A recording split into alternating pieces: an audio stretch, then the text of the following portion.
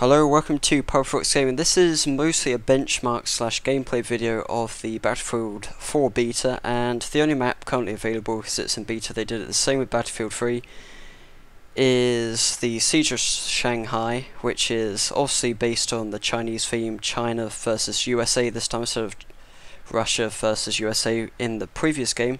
That's quite interesting.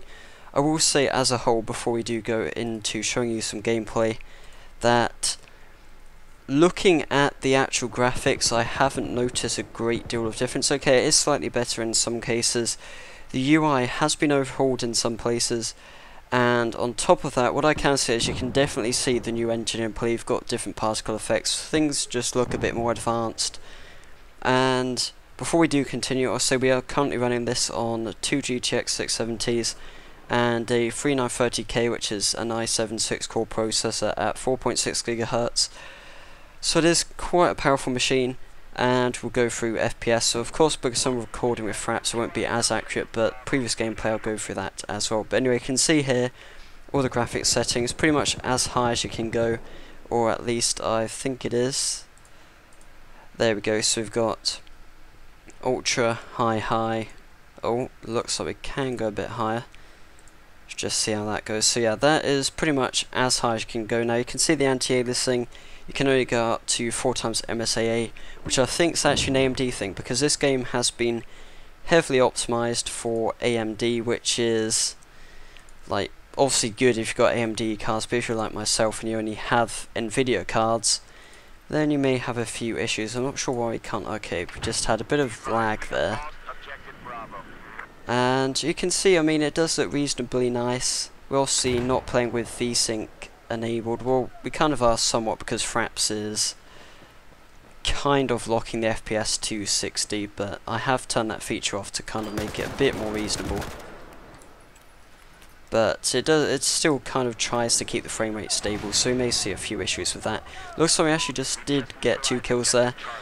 And before we do continue, I will say I'm usually pretty rubbish at FPS games, but I mean, obviously we've got a lucky start there. And just looking at the visuals, I probably will get killed now because we're kind of looking around a bit. You may notice a bit of FPS stutter because of fraps and a bit of stuff like that. And I will say, as a whole, with SLI, which is of course 2 GTX 670's, I get anywhere between about 80 and 120 FPS, which is pretty good.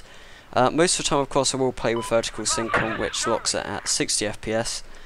And for most of the time, 60 FPS is fine for most people, unless you're playing on a 120Hz monitor, in which case you'll probably need to have 2 GTX 780's to get Ultra with 120 FPS. But with one single card enabled, because you can kind of interchange between the two, I get anywhere between 40 to 80 FPS, which in itself is pretty decent for a, I suppose it's last generation card, previous generation card, so I don't think that's too bad. I'm probably about to get killed here. There we go, I didn't manage to kill any of them. It seems the whole of the enemy team were working together on that one. But anyway, yeah, visually, you probably, I'm not sure how much you'll notice. You'll probably notice I am getting a few kind of FPS stutters, which have been reported by a few users, because I think that's some sort of optimization error. But yeah, I mean, graphics wise, if I just kind of take a good view here whilst we're kind of out of the firing line, unless I actually compared these stock by stock to like BF3, I'm not really sure I could say right now that the graphics look considerably better. Like, I mean, okay, like, and maybe, I mean, shaders and stuff, I mean, that water does look quite nice. Again, how much that has improved from BF3, I'm not 100% sure. Again, on top of that, I'm getting screen tear because of the FPS that's not being locked at 60. And I mean, this does all look nice. It does look very nice. Visually, it does look great. I will say the particle effects, I think, are kind of based on the new engine. So, I mean, you can see here, you've kind of got like the oil there. They definitely didn't have stuff like oil spills. You can see they've done a lot of shaded work on the oil. And the cars, again, I mean, they look slightly higher quality, so to speak. I mean, you can see for one that the particle effects do look slightly more improved. Okay, we're just going to see what this guy's doing. Okay, I think we're being attacked at this stage. And there we go. Just had to test out the launch then. In fact, I may do that again just so we can get an idea of the particle effects. So you can see particle effects have definitely been updated. They do look better. Not that they look bad before, but you can kind of see the effects that kind of almost look like proper chunks of rock instead of being actual particles, which are usually associated. So that may be like DirectX 11 features. Unfortunately, I cannot test Mantle. Some of you guys may have heard about it. It's basically an AMD new low-level API, which is primarily being developed by AMD for AMD cards, although it is open source, so we'll have to see how that pans out.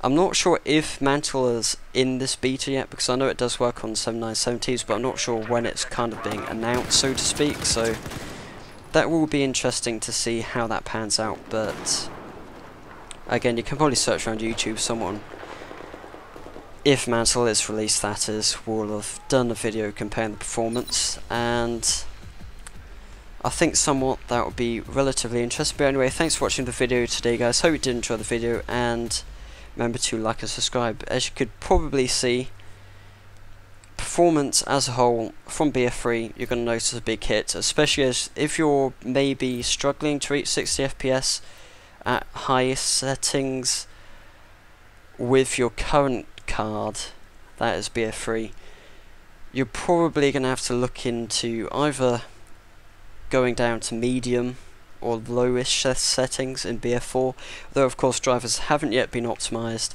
for BF4. But anyway, you're probably going to notice if you are struggling with BF3, you're going to have to upgrade somewhat to BF4 for BF4. But anyway, if you are running a high, like a pretty powerful kind of last generation or current generation card, you're probably going to be okay, although you may have a few kind of performance drops here and there. But anyway, as I said, thanks for watching, guys, and I hope you enjoyed the video. See you next time.